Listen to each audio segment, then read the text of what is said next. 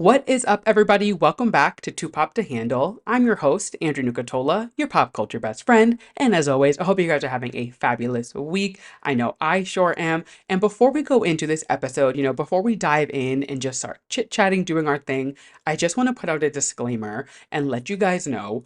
Gird your loins and be prepared for some BDE on this episode.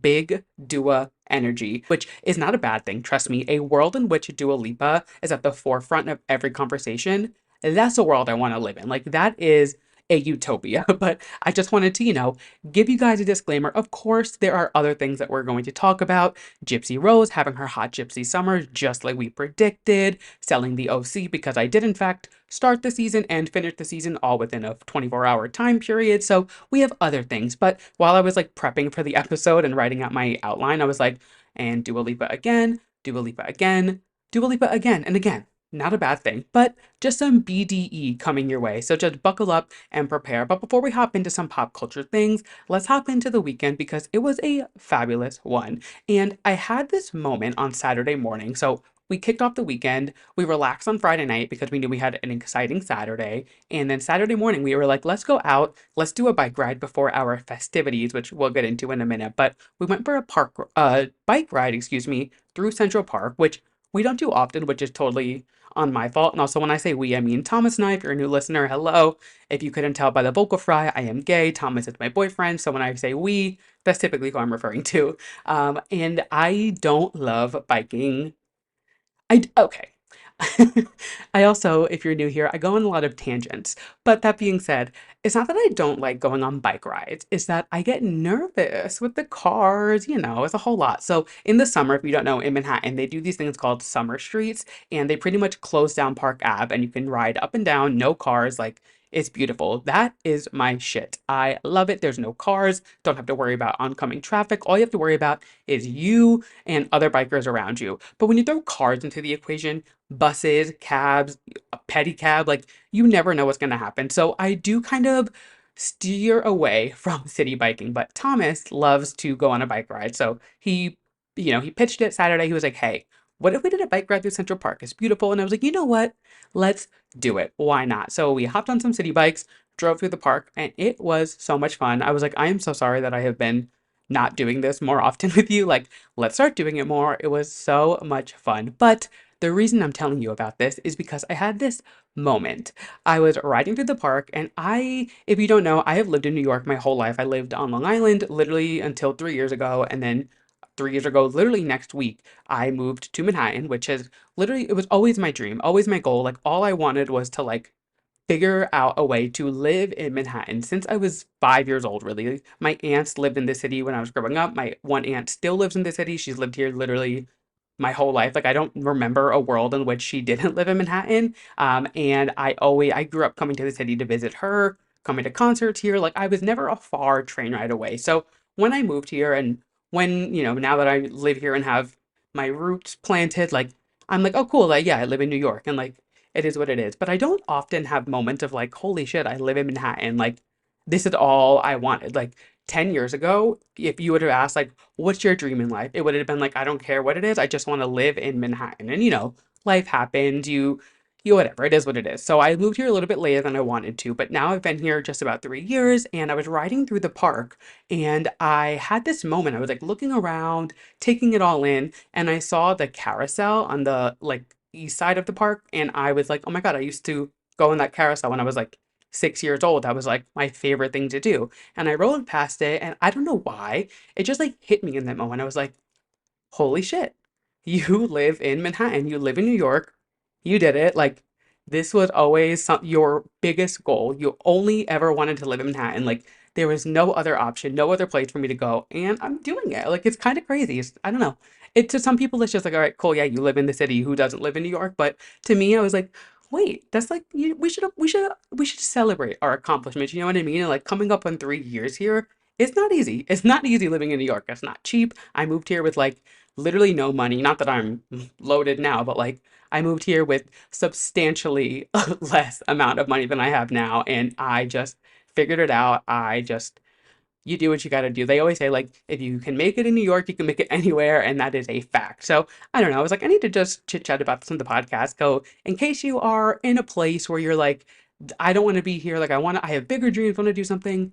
Keep it up. You'll do it. It'll happen when how it's supposed to happen. Just let the world happen. And it was just like a cute little moment. And I hate getting sappy, but I had to, you know what I mean? It was just like, I feel like this is the place to do it, you know? It's our FaceTime. So just wanted to share that fun little tidbit. I don't know, it was just cute. And I was like, the girl's gonna eat this up on the podcast.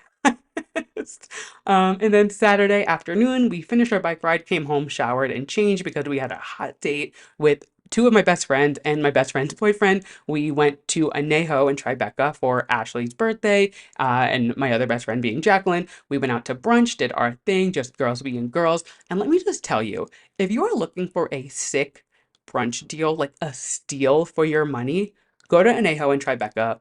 It was $55. And now hear me out. $55 got you unlimited French toast, unlimited chips and guac, and bottomless drinks of your choice from like margaritas, mimosas, sangria, Bloody Maria, so like a Bloody Mary with tequila, just like literally, and an entree, all for $55. I was like, you don't get that in New York, like, let alone Tribeca.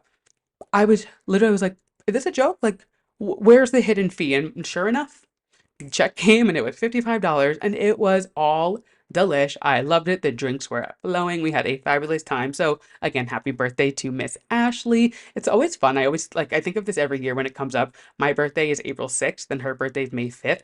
Our birth and we're the same year, both 95 babies, and we are literally 30 days apart. Like our birthdays April 6th, May 5th. 30 days. I'm like, wow, it was like meant to be that we're best friends. So, yes, very fabulous Saturday. We ended up going back to her apartment, hanging out on the roof. We played some Family Feud because, like, what else do you do on a Saturday night with your high school best friends? And then we watched some fireworks over the Statue of Liberty. Again, just like a very quintessential New York moment. I was like, what the hell? I live in New York. I don't know. Very common theme of the weekend, as you'll see as we get into Sunday. So that was Saturday. And then we got home Saturday night and we were like, you know what? Let's start selling the OC. Because honestly, I forgot it was even coming out, which I was very excited seeing the trailer for it. Not me hitting the mic. When the trailer came out at the end of whatever, season 7, season 8 of Selling Sunset all those months ago, it looked so good this season. I was like, okay, wait, I'm seated. I think I talked about it on the podcast. I was like, this is going to be a sick season. And then it just kind of went like off the record. There was no teasers, no date. I guess we must have gotten an announcement date and I missed it, which usually I'm pretty on top of it, but I don't know, it flew under the radar. But the season did come out on Friday, so we binged it Saturday and into Sunday. And we will talk about a whole breakdown of the season later. I have a lot of thoughts, mainly that like every man on the season is a giant loser, but we'll get into that in a bit. So we binged selling the LC, then we were in the middle of a Monopoly game, and we knew from a little birdie, which the bird being Dua Lipa's team, that she was doing a surprise show Sunday night. We didn't know where, we had an inkling. So last week when I went to go see Dua with Drew Barrymore, her team told us in line, they were like, we're not going to tell you much, but next Sunday, May 5th, keep your evening open because she's doing a surprise performance in central Manhattan. So they were like, don't tweet it, don't tell anyone. That's why I didn't talk about it in the podcast last week because I also didn't know if I was going to go because central Manhattan, I immediately figured Times Square. So I was like, am I going to brave Times Square on a Sunday night? And I did. So we were literally mid Monopoly game, and I knew it was going to be at like 8 o'clock. So 6:30 came around. I was like, let me get changed, start getting ready, and then I can head out whenever it happens. I literally, it's like Dua Lipa knew. I stood up from the table to go get changed, and I got the text about where the performance was. So I got changed, headed to Times Square, found Nicole. Yes, it was raining. Yes, it was not my smartest decision, but you do what you got to do. When Dua Lipa calls, you answer. And we headed to Times Square. Well, actually, I just headed to Times Square. Thomas was like, I'm not doing that, which, again, I don't blame him. Going out in the rain is a big ask, but for Dua Lipa, I would do it. So I got to Times Square. I found my friend Nicole. We hung out. We waited for like an hour, I would say, before she came out. And it was so cool. She performed literally on a truck in the middle of Times Square. Again, so quintessential New York. Like a Sunday night in Times Square watching Dua Lipa perform on a truck right after she just finished her SNL performance the night before, which we will talk about SNL in a bit, but just like, again, such a New York weekend. Like, it just felt very, very like I don't know, so New York. I mean, I was riding through Central Park. I went out to brunch and watched fireworks over the Statue of Liberty. I watched Dua Lipa in Times Square. Like I was just having this like in a New York minute moment, and I was loving it. I was like, this is why you moved to Manhattan. This is why you come here. Which that being said, we're full. Don't move here. We don't have space. The renting situation here is already too much. So this is not me telling you come on over. I'm just telling you how great it is here. Sorry. That being said, it was a fabulous weekend and Dua was amazing. Who's surprised? She, like I said, performing in a truck. It was just like literally like an 18-wheeler in the middle of Times Square. It was on 42nd Street. Just like so quintessential New York. She did four songs, so she did three singles, and then she did Happy for You, and it was just great. She looked great, she sounded great. It was just a fabulous little event. You know what I mean? Like there's nothing else to say. It's Dua Lipa, BDE. I can't get enough. And with that, let's head into our first segment because of course we start every single show with my Drew releases segment, which is our new releases from last week and our new releases coming up this week. And obviously, we've already mentioned it, but Dua Lipa has dropped her third studio album, Radical Optimism, and it is a smash. It is so good. I love it. I will say from the jump, it is not better than Future Nostalgia. Future Nostalgia is a perfect. I mean, this is a great album too, but it Future Nostalgia is going to take a lot to top that. Just in general, that album is incredible and I love it. I mean, her first album, Dua Lipa, self-titled, is incredible too, but Future Nostalgia is just like that girl. But Radical Optimism is that girl's twin sister. I absolutely love this album. It is so much fun. There's a tweet going around that it's like, Dua Lipa makes music for hot people, so if you don't get it, that's on you. I was like, oh, so true. It was like 70, almost 80 degrees today in New York, and I was walking to go get a coffee on my lunch break. It was like the sun was shining. I had it playing in my headphones. I was like, Dua Lipa literally makes music for this weather. Dua Lipa's music is meant to be played in the summer with the sun beating down. You got your shades on, you're going to get a drink, whether it's an iced coffee, a margarita, whatever it may be. This is what Dua Lipa makes music for. And the girls that get it, they get it. If you don't, that's on you. Maybe go to an ENT, get your ears checked. I don't know, because I love this album. Now, I think I might do a Drew Releases episode, which if you don't know, I will do special episodes dedicated to a full album where I go track by track. I've done two. I've done Cowboy Carter and Tortured Poets Department. I always bring a guest on, and I have two people in mind that I think I might do it with. I have to figure out a time. Your boy is busy, but I think I want to go track by track for this one. I mean, A, the album is 37 minutes long. It'll be a quick episode. But B, I really, really love this album. I love the sound of it. I love the feel of it. We've talked about this a few weeks ago, but a lot of people were confused about like the visual aspect of it. Like it's supposed to be like this psychedelic kind of album, but she's in the ocean on the cover. And with that, again, I will say, who cares? Dua Lipa does not make bad music. She hasn't started her career with a bad song, and she's not going to start. Don't start now. She's not going to start making bad music now.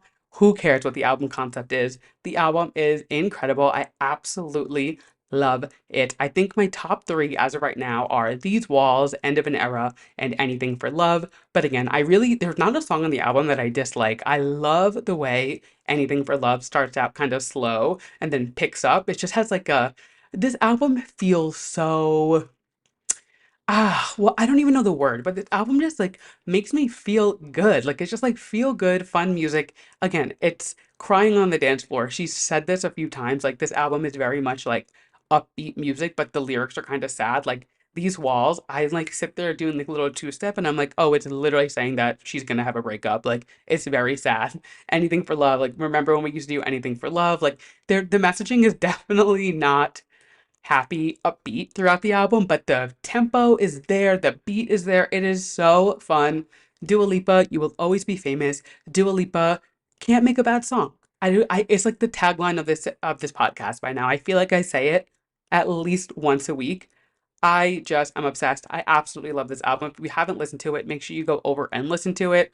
It's very short. It's like half an hour long. You can listen to it once through and be good to go. But I love, love, love this song. Another smash. And a lot of people are always like, oh my God, like, what's your favorite three album run? Let's talk about Dua Lipa's three album run because the girl has three albums and they're all fantastic. That's how you do a 3 album run. You start with a great album and you just continue releasing great albums through your career. You'll never have a bad run. Well, like it's simple. She's cracked the code. She is a perfect pop star. I love the bitch, and we have a lot more duo to talk about throughout the episode. So I'm gonna put a pin in it for now. And if you are interested in an episode of me just diving into the album track by track, shoot me a DM, drop a comment, let me know, like tweet me, however, let me know if you're interested in it, and I will. That'll give me a little fire under my ass to get that episode going and figure it out. And then we had another really, really exciting release. If you've been listening to the podcast for the last few weeks, you know that I have recently been obsessed with Rachel Chinariri. She is kind of a smaller artist from the UK, but she has like a big online following, or like a decently sized online following. But I have been loving all of the singles that she has put out for her album, What a Devastating Turn of Events. And the album has finally come out. It dropped on Friday, which, again, there's so much music coming out this year. It is very overwhelming. So, like, to digest all of these albums is a lot. But this Friday, I knew these 2 albums. I was clearing my queue. I was not listening to anything but these 2 albums for the next few days between Friday and now, Tuesday, when I'm recording, because I was like, I need to digest these albums, really take them in, and have like full formed thoughts about these albums because I've been hyping them up so much that I was like, I can't come on and be like, well, I didn't listen to it because no. Mm-mm. I fully immersed myself and I am loving this album from Rachel. It is fantastic. Like I said, she is a bit of a smaller artist, but she is packing a punch on this debut album. I love it. I think my top 3 from this is Dumb Bitch Juice, which, I mean, the title alone, I was like, we have all sipped on some dumb bitch juice in our life. Dumb Bitch Juice, Robbed, and then Never Need Me, which is the first song of hers that I actually heard, and I instantly was hooked. I can't get enough of this song. I wanted to do 3 songs that didn't include singles like I did with Dua, but I love Never Need Me so much. If you listen to any song from this album, make it be Never Need Me by Rachel Chinariri because it is a perfect song. It's one of the songs like when it comes on, I need to listen to it twice, sometimes 3 times because I'm like, wait, I need to soak that in again. I love it so much. This album is fantastic. Like I said, this is her debut album, so it is her first baby out into the world, which I can only imagine like your first album is it's your first album, it's your first baby for her to be releasing this and like putting it out into the world. She's had EPs and things like that before, but this is her first like actual album she's releasing. So just so exciting to see an artist kicking off their career. She's been making music for quite some time, but this is really like her first step, I feel like, into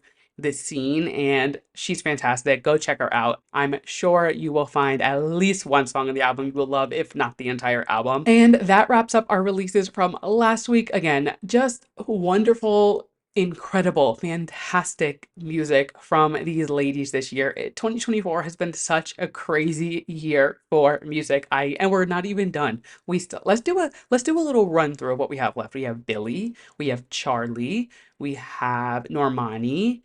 SZA's supposed to be releasing her deluxe Lana whenever. Who knows if that's ever coming?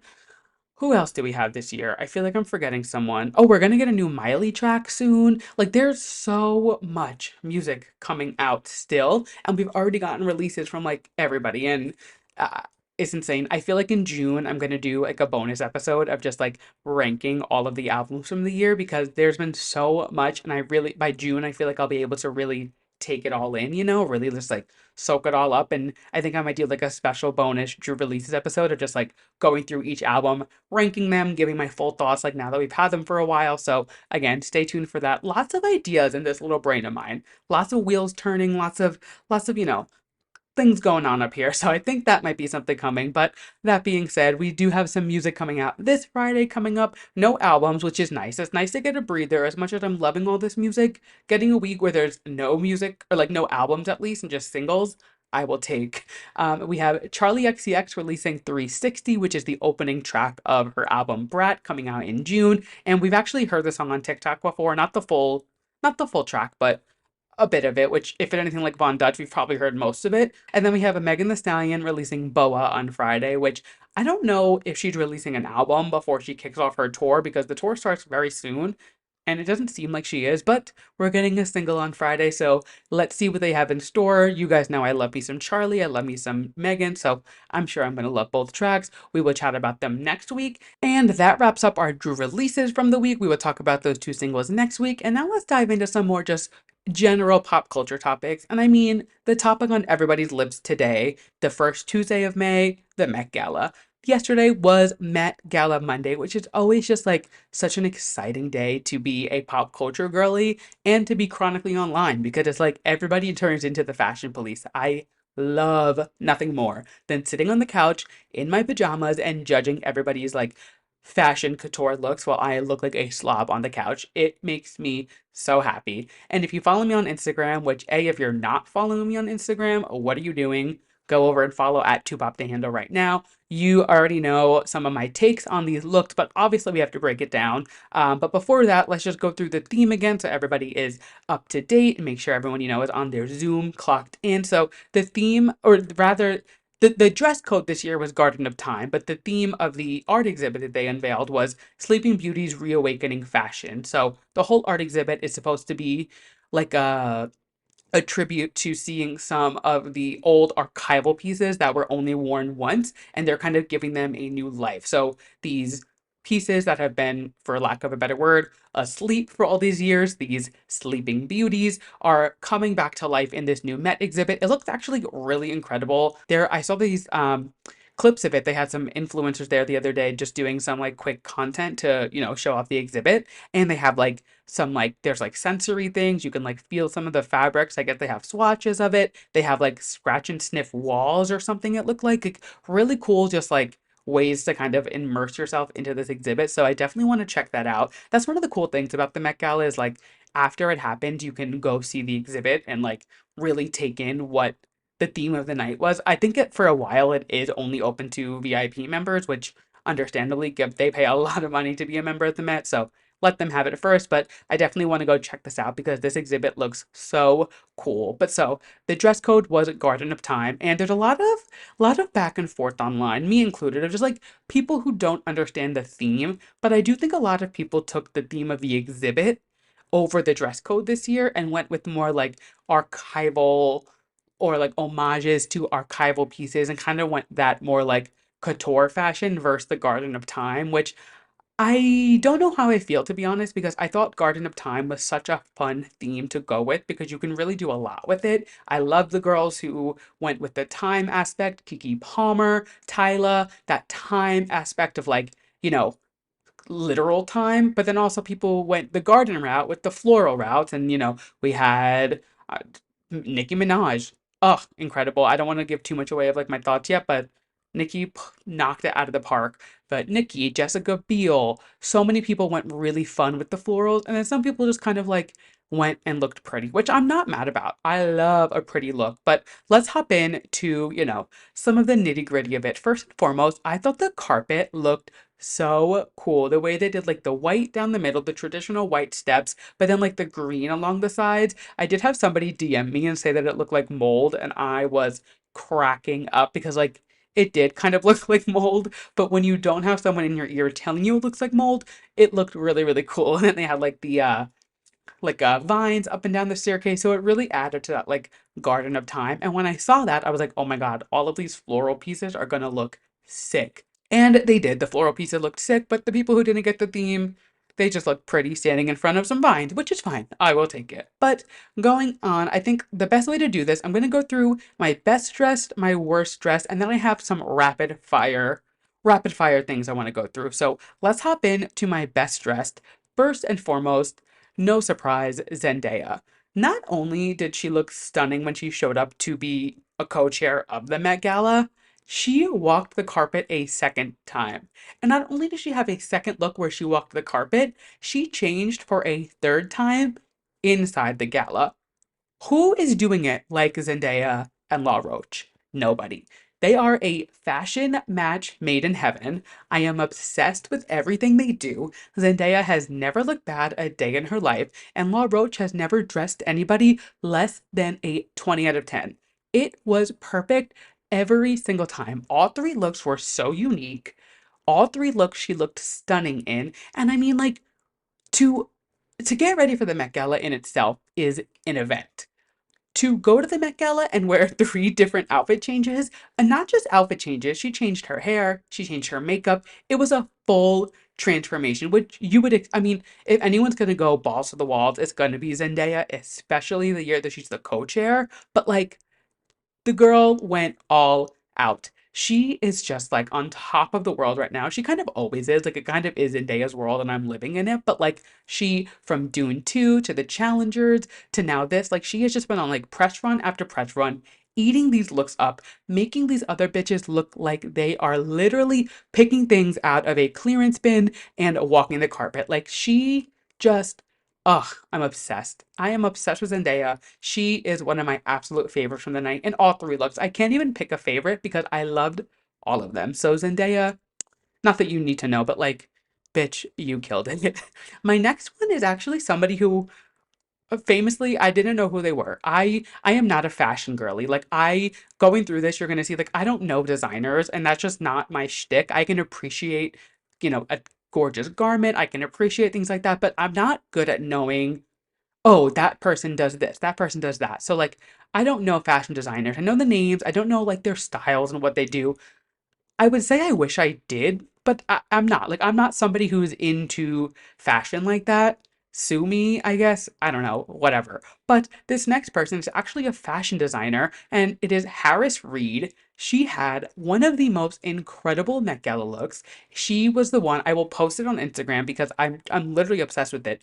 It was like the green it was like a green look. She had a headpiece that had these like things coming out of it. It was just like this stunning work of art that she was wearing. And that is how you go to the Met Gala. You're not going to the Oscars. You're not going to the VMAs. You're not going to the Grammys. You're going to an art exhibit. So dress like you're part of the exhibit. Look like you just walked off of the Met stage. You know what I mean? Like you should look like you are on display in this museum. And Harris Reed, girl, I didn't know who you were before the Met. I'm gonna be completely honest, but now I'm obsessed with you. And I can't get enough. It was everything to me. Next up on my best dressed list is Janelle Monáe. Now, Janelle Monáe is no stranger to looking fabulous. Every time she steps on the Met steps, she looks fantastic. She always like takes that risk and she's not afraid to do a little out of the box. And she looked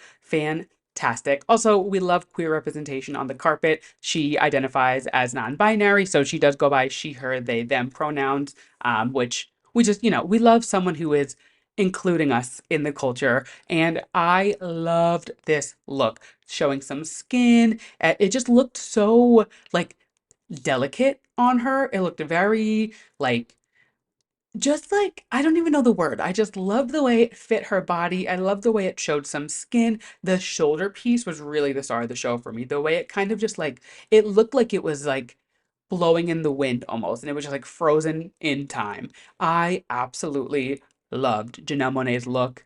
10 out of 10, no notes. Not that I can give you any notes. I'm wearing an Old Navy sweater right now. But that being said, my next up on my list, I already mentioned her once, but Nicki Minaj. I mean, come on. The little yellow dress, the little bob, the flowers all over it. Like this was giving Garden of Time.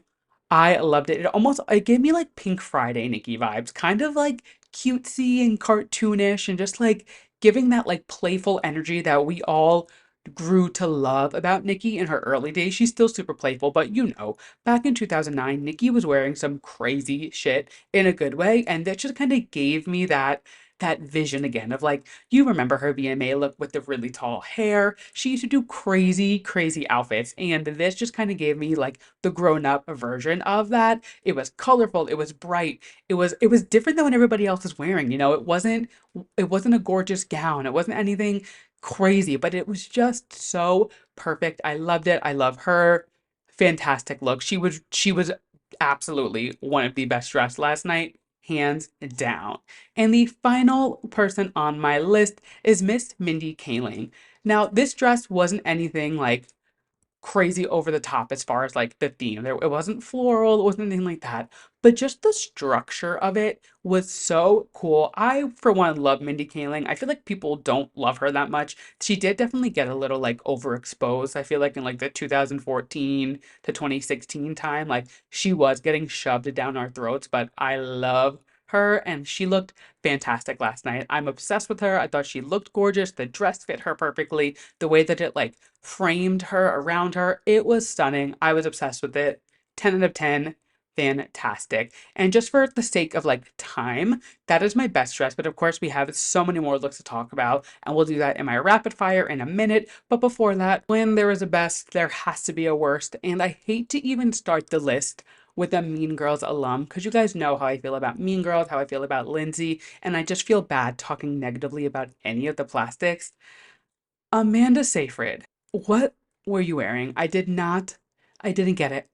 And I looking at it again today, I don't think it was the dress that I hated. I thought it was a cool concept, but just like the silver of it all, it was very much giving like Tin Man, which somebody who loves the Wizard of Oz, you would think I would love that, but it didn't work. I think it would have been a lot more fun if you kept the hair blonde and did like a bold red lip and let the dress speak for itself. It just seemed like it was like over the top, like going too far, which again, it is the Met Gala. I understand.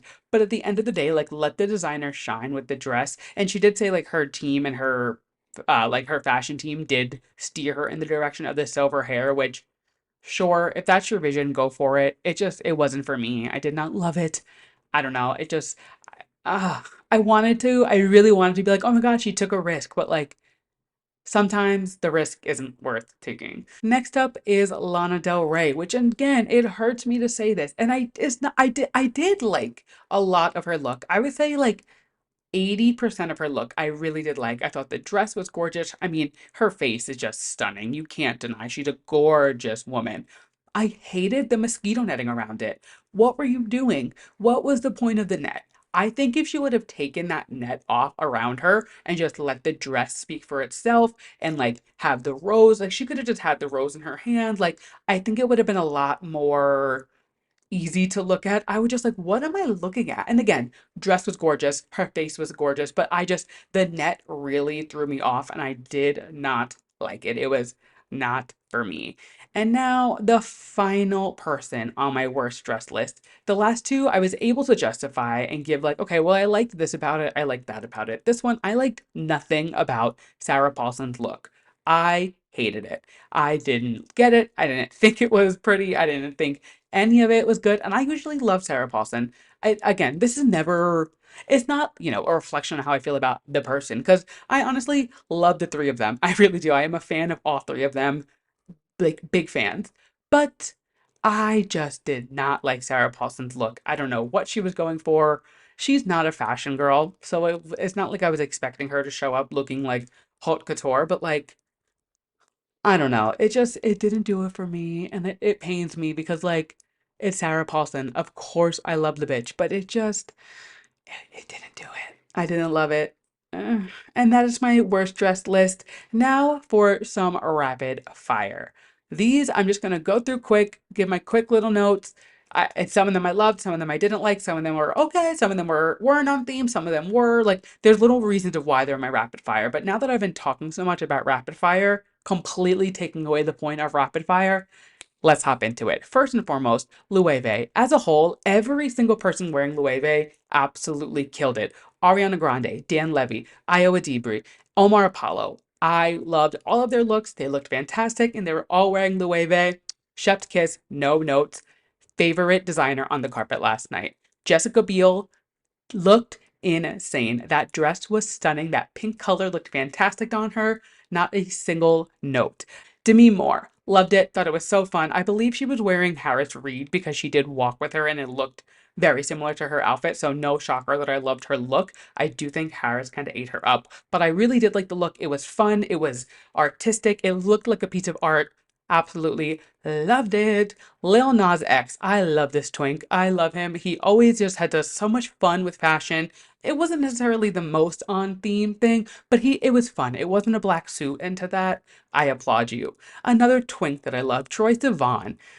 Did not love this look. I just love him, so I have to throw him in there.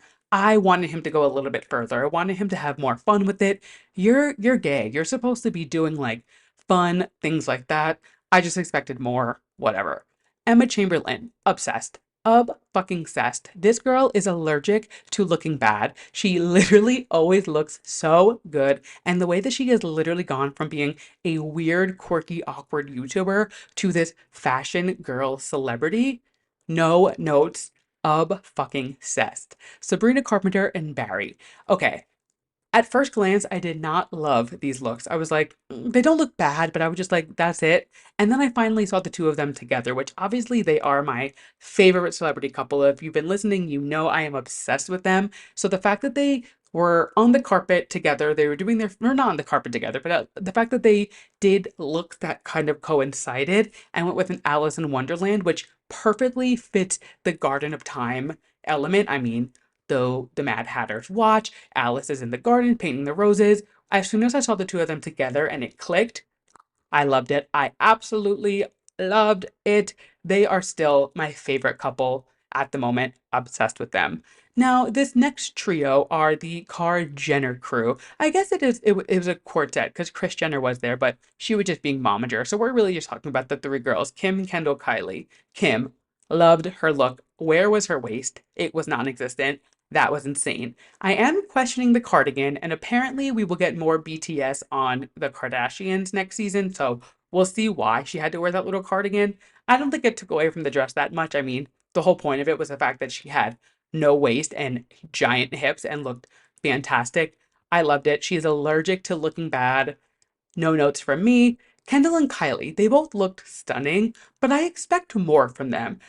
Kylie, I like the way that the dress cut her. She was wearing Oscar de la Renta, and it just like it really fit her really well. It was gorgeous. I loved the dress, but I wanted more. You know what I mean? Like you're Kylie Jenner. Give us some va va voom. But I guess at the end of the day, you're Kylie Jenner, so I'm not that surprised. Kendall looked absolutely insane. That just the whole look was stunning. But again, I wanted more. Give us a little more floral. Like I feel like they both could have done like more springy kind of thing. I don't know. Just, I felt like there was more that they could have done there. Next up, Miss Kiki Palmer. I already talked about her a bit, but the way that she did her look with the unraveling of time, I loved it. She's a fave of mine. I adore her. I think she is hilarious. She is stunning. She is just, baby, it's Kiki Palmer. What is not to love? 10 out of 10, no notes. Another bitch that I absolutely love and adore, Sarah Jessica Parker. Carrie Bradshaw was out last night. She literally looked like she was going to go home and write a little column for the newspaper. I was obsessed with this look. I thought she looked fantastic. Again, I love SJP. I feel like some people are hot and cold with her, but I adore her.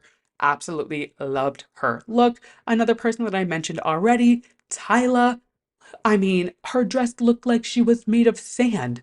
It was so cool. And the little detail with the hourglass, she looked like a statue. She looked insane. I was obsessed. Just, fantastic. People saying they didn't get it, they didn't like it. I don't know what to tell you. Just like use your brain, put it together. She looked gorgeous. Next up is a duo that I need to talk about because I am obsessed with them, Ariana Grande and Cynthia Erivo. I will say, Cynthia Erivo's look ate Ariana's up. I loved Cynthia's look. Ariana looked absolutely fantastic too, but I just think Cynthia looked, oh my God, the little dragonfly in the back of her head, the flower petals all over her, out of fucking control. I loved it. And now Ariana's red carpet look, it was gorgeous. She looked stunning. I loved the little pearl moment and how it like had different colors kind of shining through it. It was gorgeous. I did kind of expect a little bit more from her, but she looked stunning. I'm a gay man. I love Ariana Grande. She can do no wrong. And her second look of the night when she performed, which we're not going to talk about her performance just yet. We're going to talk about it in a little bit. So stay tuned for that because I have a lot to say about that. But right now, fashion. I loved her second look. It was gorgeous. I just love the bitch, but I definitely think the way that the two of them did the black and white on the carpet instead of the pink and green, it still did that wicked kind of, opposites attract. Like Ariana was wearing an all white kind of thing, Cynthia was wearing the black piece. Like it worked. I love them. Give me more. I will never get tired of seeing the two of them together. Fantastic. And the final look of this rapid fire round, Miss Dua Lipa. I am torn on this look. Sometimes I loved it, sometimes I didn't love it. I don't know. I can't get a grasp of how I feel, but overall, she's stunning. Face card, 10 out of 10. I did like the look. I think she looked really, really good. I just sometimes when I saw it, I didn't love it, and then other times I saw it and I was like, oh wow, I love it. So I'm back and forth on it. Overall, Dua Lipa is just, I mean, the whole episode is pretty much dedicated to her. Stunning. I loved it. And that is our rapid fire Met Gala round. Wow, that was fast. It really wasn't. But anyway, the reason I did a rapid fire is because I am actually going to be a guest on my friend Erin's podcast, Shy Girl Sentiments. We are going to be recording a whole episode about the Met Gala tomorrow. So we're going to go more in depth about everything. We have a whole episode dedicated to it. So that should be coming out sometime next week. Stay tuned on my socials for that, and I will let you guys know when that's live so you can go check that out. But that is my Met Gala recap for the fashion part of it. Like I said, we're gonna chit chat about Ariana later because that sneaky little pop star, that sneaky little bitch. God, I love her. We will chat about that in just a little bit. But as for the Met Gala this year, what a fabulous event. It's so fun. Again, if you're listening to this in real time, like as I'm posting it, I feel like every time there's a big pop culture event, I'm like, wow, it's my first Met Gala, my first Grammys, my first Oscars. It's just fun to have like my first thing, pop culture things to recap on the podcast. And yeah, Met Gala number one, done. Fabulous. Absolutely loved it. And now we're going to move on to something else that I absolutely love, Gypsy Rose. Have you guys been seeing? What a transition that was. Have you guys been seeing Gypsy on TikTok? Because Hot Gypsy Summer is in full swing. Now, I predicted it. I said she got a new nose, she got some new ink, she has a new man, and the girl is hitting the streets. So Gypsy, if you're listening to Too Pop to Handle and you were just like giving me what I want, let me know. I feel like either you are listening, someone's filling you in because you were doing exactly what I, or maybe I'm just it's predictable. But I'm just gonna go with the fact that like Hot Gypsy Summer is here. If you haven't seen, girl is living her life. She is in LA. She was out and about. She got her glam done by no other than Alexis Oakley, which is like full glam. She was literally beat to the gods. She debuted her new nose, which like the nose job is nose jobbing. I'm obsessed. She is blonde. The girl is living her life. She went to Sir. Like she is on it. The girl knows exactly where to go. She is on trend. She's living her damn life, and I'm obsessed with it. She also posted a TikTok with her now man, Ken, who is her ex man before Ryan, her ex fiance at that. They dated, I've talked about this before, but they dated before her and Ryan, and they were engaged while she was in jail. He broke up with her and called off the engagement after the act came out, and now they're back together. I still am a little on the fence. I'm still a little iffy. I'm like, if you broke up with her then, how do we know you're going to be there for her now? But they're getting matching tattoos. They're posting these lovey-dovey TikToks. Like, you know what? If Gypsy is living her life, do your thing. Maybe it's just a fling. Maybe she's trying to get back at him and like she's gonna break his heart the way he broke hers. But we will see. She's posting with him. She's doing her thing. And I think the biggest thing that happened to me, Gypsy Rose related in the last week, if you know me, you know she revealed that Joe Jonas invited her to one of his Cup of Joe DJ nights back. I don't even know when this would have been, but apparently it was in New York. And she was about to get on a plane, so she couldn't go. But the fact that Joe Jonas DM'd Gypsy Rose to come to his DJ event, it just means a lot to me. If you know, I love me some Jonas Brothers. I love Joe Jonas and like Joe and Gypsy. Like imagine Gypsy going in the booth with Joe. I can't. I'm obsessed. Gypsy Rose is living her best damn life, and that's what I like to see. I want to see her thrive. I want to see her living her damn life. I'm obsessed. Gypsy Rose, keep it up. Next up on my list is actually something that I didn't watch, but I just caught some clips after, and it's just kind of like buzzy in pop culture, and I needed to talk about it because why are we booing Kim Kardashian at the roast of Tom Brady? Like, If you didn't see, there was a roast over the weekend of Tom Brady. And if you watch these roasts, you know, they get like big celebrities to come on, they do the roast. Everybody's kind of in on the joke. They just rag on each other. Kim Kardashian gets up there and is instantly booed, which just like when you think about the people in that room, I get it. They are not Kardashian fans, but like you're grown, I guess being a grown man doesn't really mean that you're mature. I just, I don't know. I was like, really? Like, why are we booing Kim? Like, I don't know. To me, it just seemed so, come on. Like, I love, there was a tweet, somebody was like, I wish Kim would have been like, all right, boo if you're a billionaire, because it would have been quiet. And it's true. Kim is up there. She handled it so well. She goes up on stage and just like lets it happen, like laughs it off. Netflix did edit it out, which I'm like, was that Kris Jenner working her Kris Jenner magic, or do they just like Team Kim? You know what I mean? Like, hard to say, but just like, why? On the other hand, somebody who should have been booed, Tom Brady. At the end of the day, it was a roast. I actually could give two shits about the fact that he made the joke about Taylor and Travis and the Chiefs. I just thought like it's mm, how do I say this without pissing off an entire community of Taylor Swift fans? I'm getting tired of every pop culture moment being about Taylor and her being brought up in some way. I understand she is she is pop culture right now. Like she's literally the biggest star in the world. I get it. And I preface it all the time. Jacqueline, my best friend, if you're listening to this, you're going to text me right now and be like, "Why are you defending your opinions? You do it too much. It's your opinion. Just say it." But I love Taylor. I do.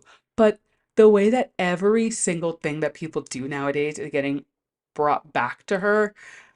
Sabrina's doing SNL. Oh my God. I hope she sings about the fact that Jake Gyllenhaal's the host. Can Sabrina just have her moment?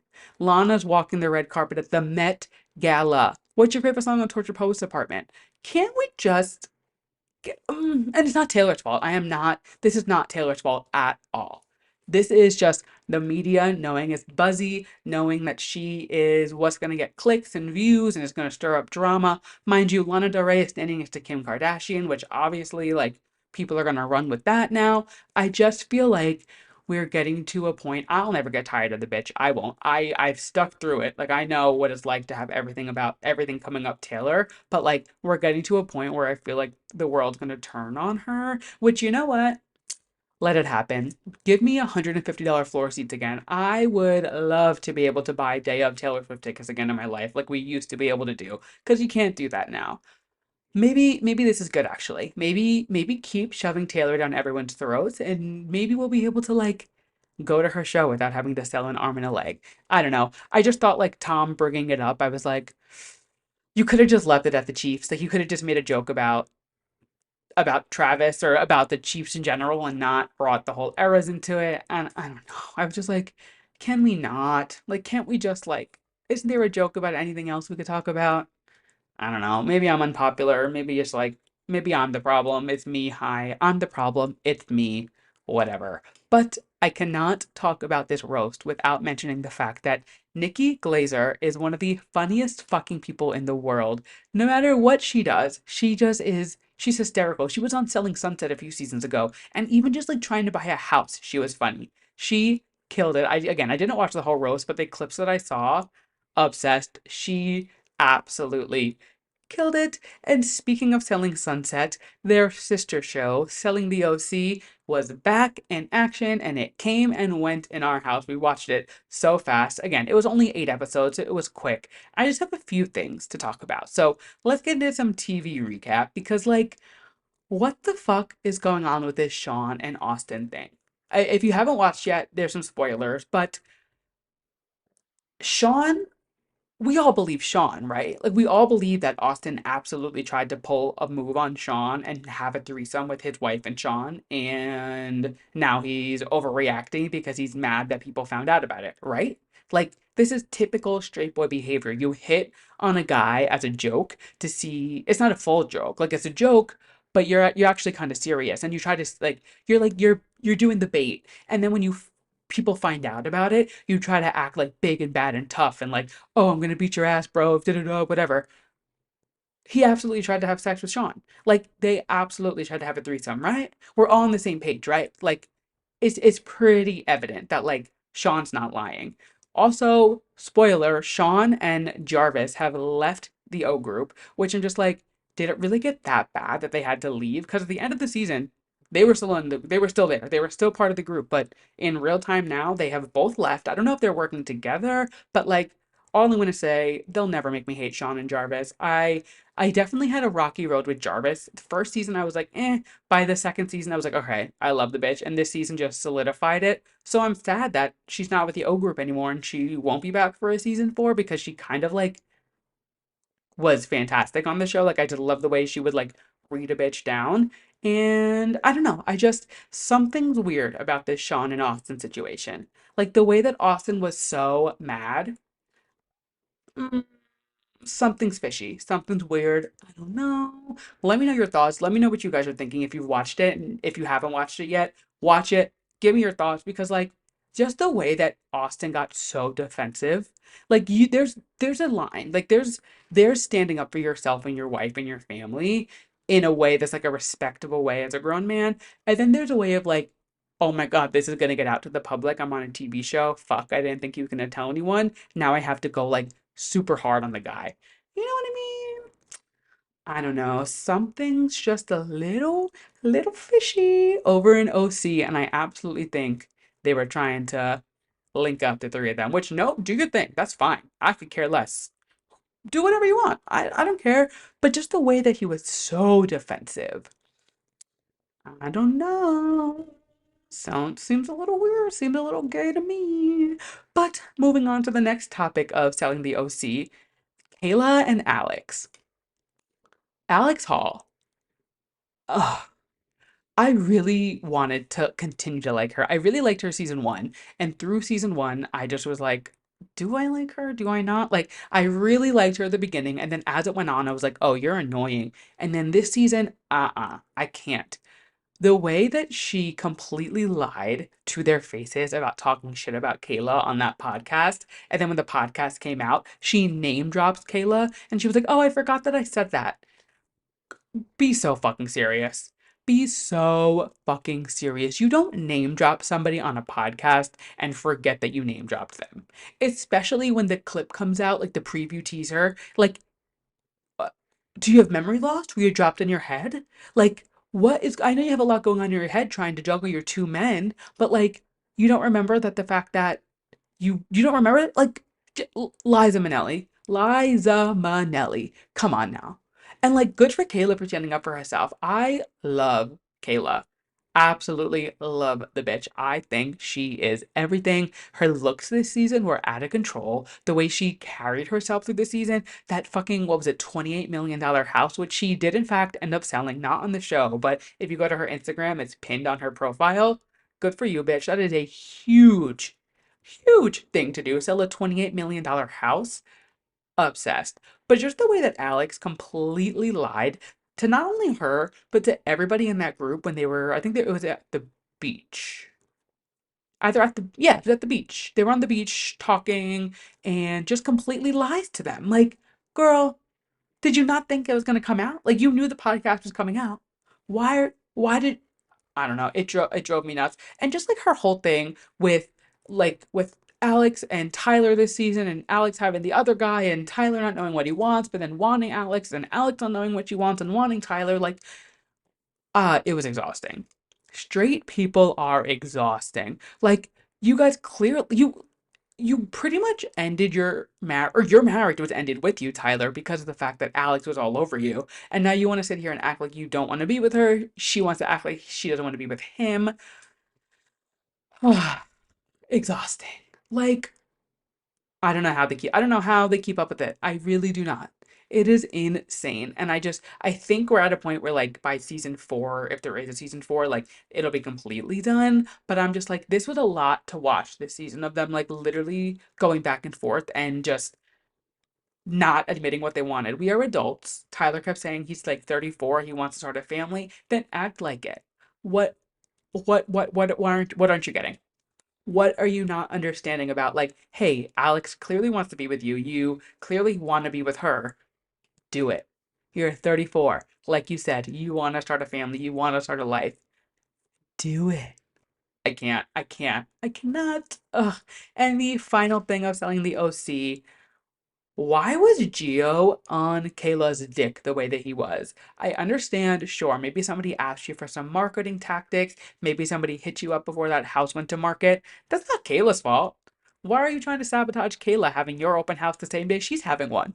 What, like, the men on this show are so fucking lame besides Sean. They are so losery. I, there's, ugh, all of them.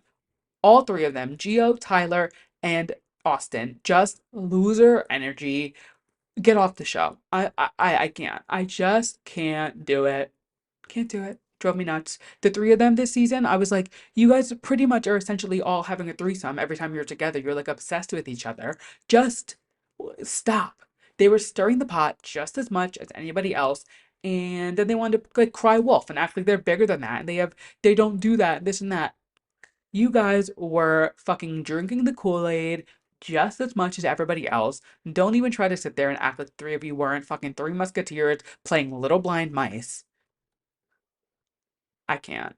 Cannot. The biggest eye roll to the three of them. Just like big loser energy. We're going from big duet energy to big loser energy with the Selling the OC men's cast.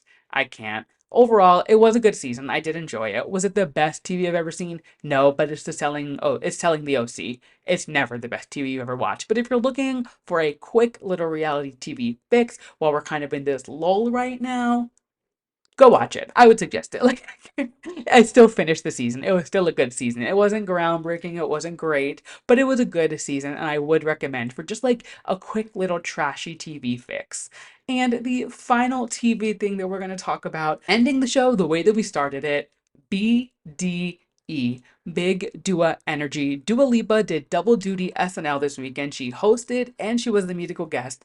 And just like she can't release a bad song, she can't be a bad double duty SNL host and musical guest. She killed it. This episode was so good. I love her. Her performances were killer. She was so funny in the skits. It's got to be so hard to do SNL as a host or a musical guest. To do both, it's not a long list. Like there's not many people who get to do double duty like that, and Dua did the damn thing. Ugh, I'm obsessed with her. She looked great. She sounded great. She killed all of her skits. I loved it. I love that Troy introduced her. I like that was such a full circle thing. If you don't know, Dua opened for Troy on tour back in like 2016, 2017. That's actually how I found out about Dua Lipa. I went to go see Troy and she opened and I was instantly like, oh, she's a hit maker. She knows what she's doing. And lo and behold, BDE, Big Dua Energy. Fucking sass. She killed it. But I have to take a moment to give Chloe Fineman her flowers as JoJo Siwa. If you did not see, which I feel like how could you not? It was everywhere. She did this JoJo Siwa I guess not reaction. She was playing JoJo Siwa in a skit and she fucking killed it. She looked the part, she played the part. It was so good. If you haven't seen it, go watch it. JoJo did react to it and said she loved it. She was like, this is iconic. And it is. And I think it says a lot about JoJo's character, the fact that like they were clearly making fun of her and it's SNL, they make fun of everyone. So it's not to be taken that seriously, but the fact that she didn't react and be like, "Oh my God, how rude, how disrespectful." Like she was in on the joke, she understood it, like she praised it. I have to give her some flowers too because like some people might react like negatively and be like, "Why are you making fun of me on this show?" Da da da. She ate it up. She understood the joke. She was in on it with them. Like it was just all around so well done and I was obsessed with it. If you have not seen this clip of Chloe as JoJo, just go Google it. It will send you into an orbit, and I absolutely loved it. And I think that is the perfect way to wrap up this BDE episode. But of course, we are not done just yet. Our final segment, if you are new here, I end every single show with a yes and a mess of the week. My yes being something I'm loving, my mess being something I am not loving. And just like I said, that Ariana Grande performance we were going to talk about in a minute, it is my yes of the week. It was rumored that Ariana was going to be the performer at the Met Gala, and we weren't sure. And then somebody asked her on the carpet. They were like, "Hey, are you performing tonight?" She was like, "Oh, that's a great idea. Like, maybe I wonder if it's too late to like put something together." obviously alluding to the fact that she was performing. Ariana Grande, the pop star that you are. Oh my fucking god. First and foremost, the fact that we have videos of this performance, most people don't even realize that there's a performer at the Met Gala because we don't get videos. I think the only video I've ever seen of a performer inside the Met Gala was somebody snuck a video of Rihanna, and that's the only time I've ever seen a video of somebody performing. So to get all of these videos from Vogue, from the Met, from Ariana, they are just posting these videos non-stop. It's insane. And holy shit, this performance was nuts. She did one, two, three, four, five, six, seven songs. If you didn't see on her TikTok, she posted her intro and like her entrance. She got carried in singing Once Upon a Dream from Sleeping Beauty, which is just a genius.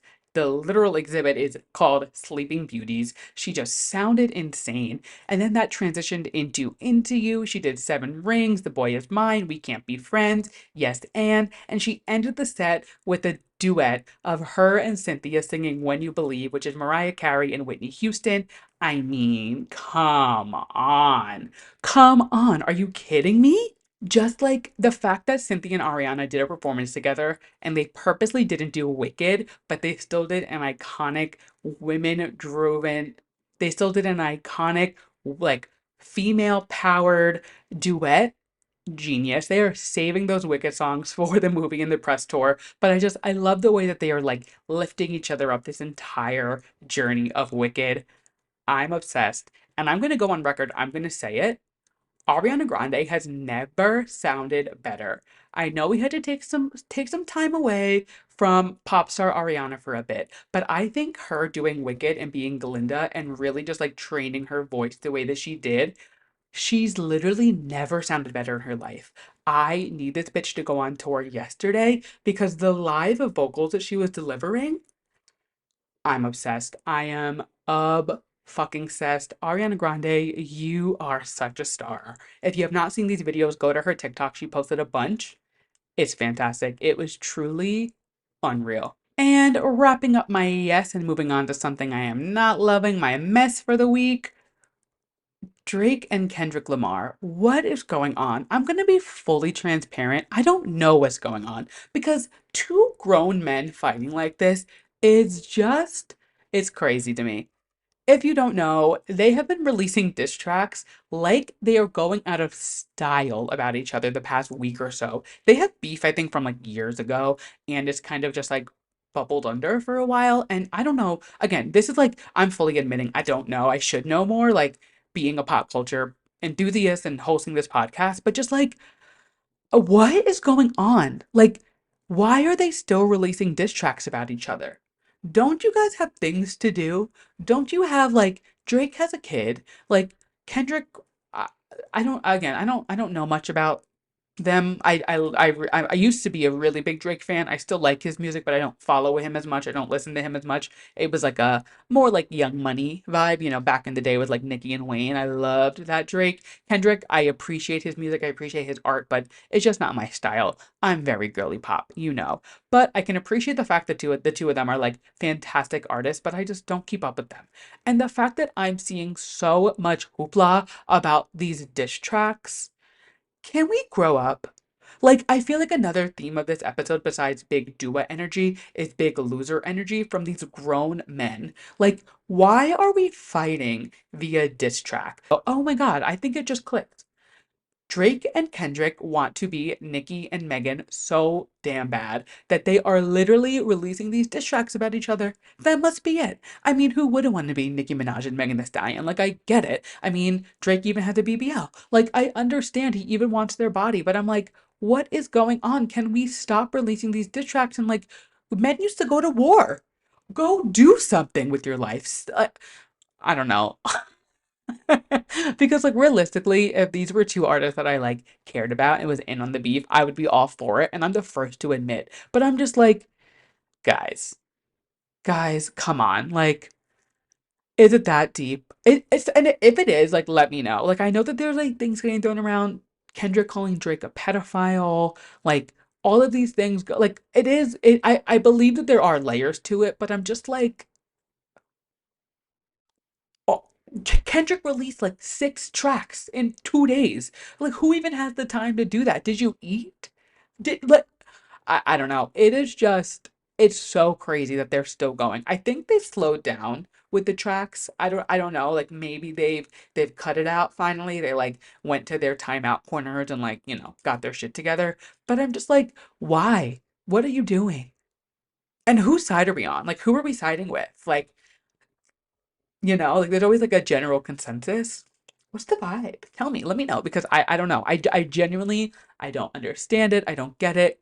What is happening? Usually I'm the one with all the deets. Usually I'm the one to be like, "Oh, well, this person said this on December 8th, 2007, and then this person responded on January 15th, 2008, and now 10 years later there's da da da." But I'm really flabbergasted this time. Like, why are these grown men writing songs about each other? I think they just need to kiss and get on with it. Like, I think they might have a crush on each other. I think they might have feelings for each other and they just don't know how to express them. And if that's the case, Pride Month is a few days away. We are so close. Just come out. You know what I mean? Like, if that's what it is, come on over. Like, we accept you and your limpy wrist, boys. Like, put the pens down, grab a pride flag. It's fine. It's okay. You can have a crush on each other. But, like, enough with the songs. Like, come on. You've damn near released a fucking album diss track at this point. And that being said, that is the end of the show. I just like, what is going on in the world? Anyway, that is the end of our show. Thank you guys so much for listening to this week's episode of Too Pop to Handle. If you guys like what you heard, make sure you leave us a 5-star rating, leave us a little review, tell me what you're thinking. If you're watching us on YouTube, make sure you hit that subscribe button, give us a like, drop a comment. There's so many things that you can do on YouTube. And like I always say, it's simple math. If everybody listening to this hit that share button and sent it to one person, we would double in listeners. It is so easy. It is so simple. Share the wealth. Share it. You know what I mean? I'm giving you quality content. It is an hour of a gay man laughing at himself, talking into a microphone in his living room. What more could you ask for? I don't know. I don't know what else you could ask for. And with that, I will catch you guys next week. Bye.